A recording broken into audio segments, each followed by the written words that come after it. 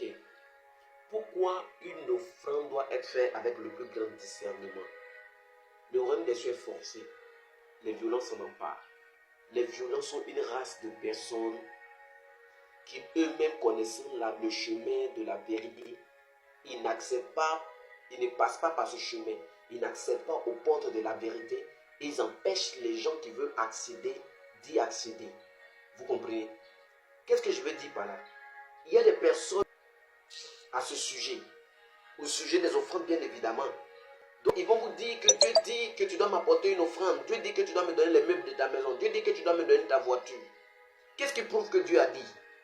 Si nous ne prions pas le Seigneur, si nous n'avons pas un esprit de discernement pour savoir que ce que cet homme de Dieu, ce loup déguisé en agneau est en train de me dire là, ce n'est pas la parole de Dieu, Dieu ne lui a pas parlé, et que c'est le fruit de la chair, c'est un esprit qui est devant moi, écoute-moi bien, tu vas te vider de toute ta fortune et tu vas faire des offrandes qui ne vont pas t'apporter la bénédiction et la grâce de Dieu.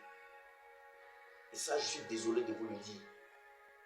Malheureusement, c'est ce qui se passe aujourd'hui dans nos vies.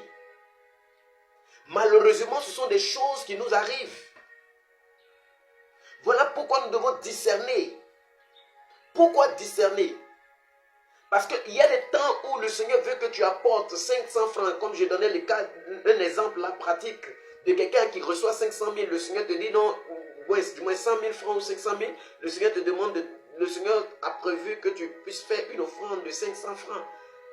Et toi, tu es levé avec un grand zèle, une émotion qui a été touchée, parce qu'on a fait des proclamations, des déclarations, sur le coup de l'émotion, tu lèves, tu donnes 50 000 francs à Dieu, alors que les 50 000 francs que tu allais donner à Dieu, le Seigneur avait prévu dans l'argent qu'il t'avait donné, les 100 000 francs que tu as eu dans la semaine, il avait prévu que tu donnes 500 francs et que vraiment il te reste vraiment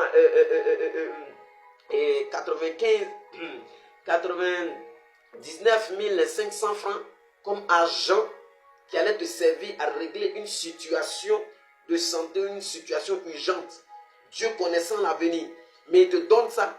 Et toi, comme tu penses que c'est ton argent et que tu mets dans ton argent pour qu'il puisse avoir le discernement pour discerner quoi faire de cet argent, pour t'éviter des problèmes, tu vas te lever sur le coup de l'émotion. Non, il y a des 50 000 francs. De toutes les façons, j'ai semé dans la maison de Dieu, va faire quelque chose dans ma vie. Écoute bien, tu as semé l'ignorance. Et si tu sèmes l'ignorance, tu auras des problèmes. Sois-en sûr, tu auras des problèmes. Donc, l'offrande n'est pas ton offrande. La qualité de ton offrande ne dépend pas de la quantité de ton offrande. Ce que Dieu te dit au sujet de ce que tu dois apporter comme offrande. Vous comprenez? Le Seigneur peut te donner 100 000 francs. Le Seigneur peut prévoir que tu lui apportes une offrande. Le Seigneur veut que tu lui apportes une offrande cette semaine. Il veut que tu lui apportes une offrande de 10 000 francs, de 50 000 francs. Et toi, tu te lèves. Comme tu es tellement calculateur, tu dis non, c'est mon argent, le pasteur ne mérite pas ça. Il ne mérite pas ça parce que dans ta tête, c'est le pasteur. Au pasteur que tu donnes l'argent, tu te lèves et tu t'en vas. Tu dis non, bon, je vais donner 500 francs. Je mets 500 francs, mais 200 francs dans le panier. Écoute-moi bien, tu t'attires sur toi la malédiction parce que tu rates des opportunités. Tu comprends? L'offrande que tu apportes là, tu apportes une offrande à l'autel de Dieu. Donc cette offrande que tu apportes là, c'est une offrande, quand cette offrande monte au devant du Seigneur, que l'Éternel agrée cette offrande parce que tu as apporté de bon, que tu as apporté selon l'obéissance de sa parole qui t'a dit. Écoute-moi bien.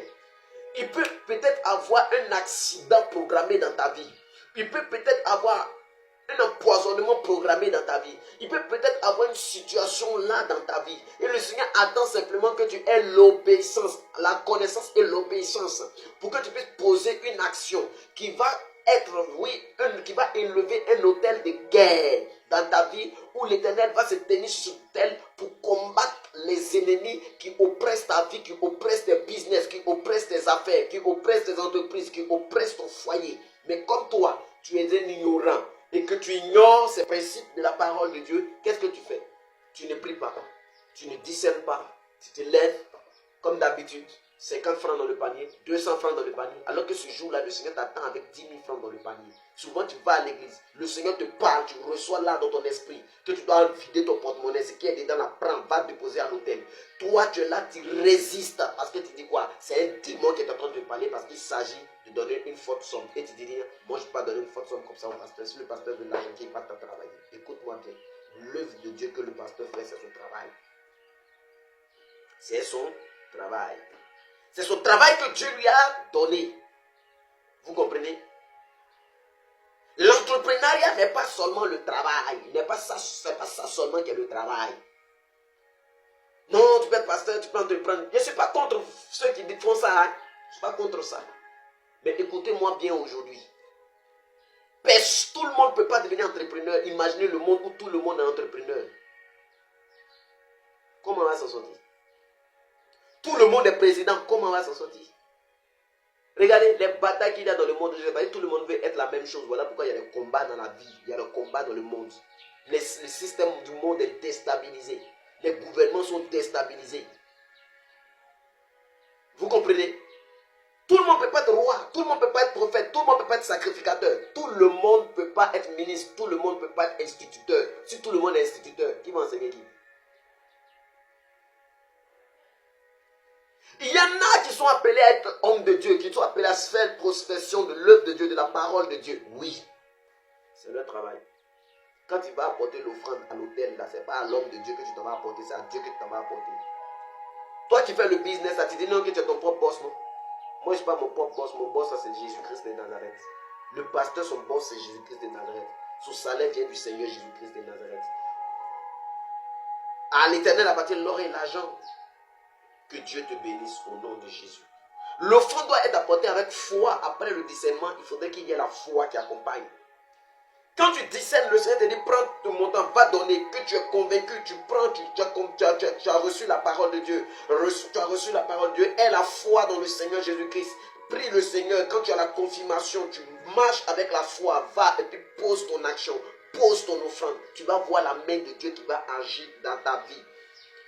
Mais quand tu auras la foi aussi, va avec le bon cœur, va avec un bon cœur. Ne va pas un murmure. Ne va pas un murmure. Ne va pas un murmure.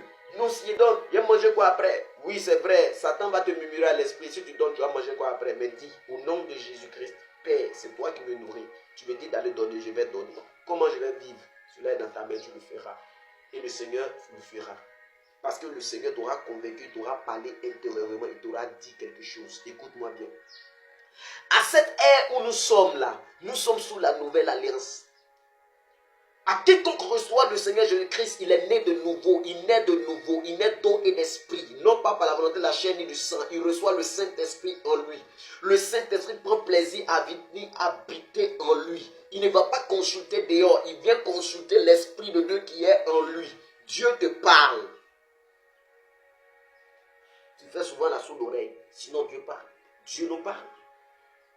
Dieu nous parle. Toi qui me regardes, Dieu te parle. C'est quand vous n'obéissez pas, vous attirez des problèmes, vous attirez des problèmes. Vous comprenez? Une offrande qui est mal faite, c'est un pas vers la pauvreté. Une offrande qui est faite de la mauvaise manière est un grand pas que nous faisons vers la pauvreté, vers l'échec.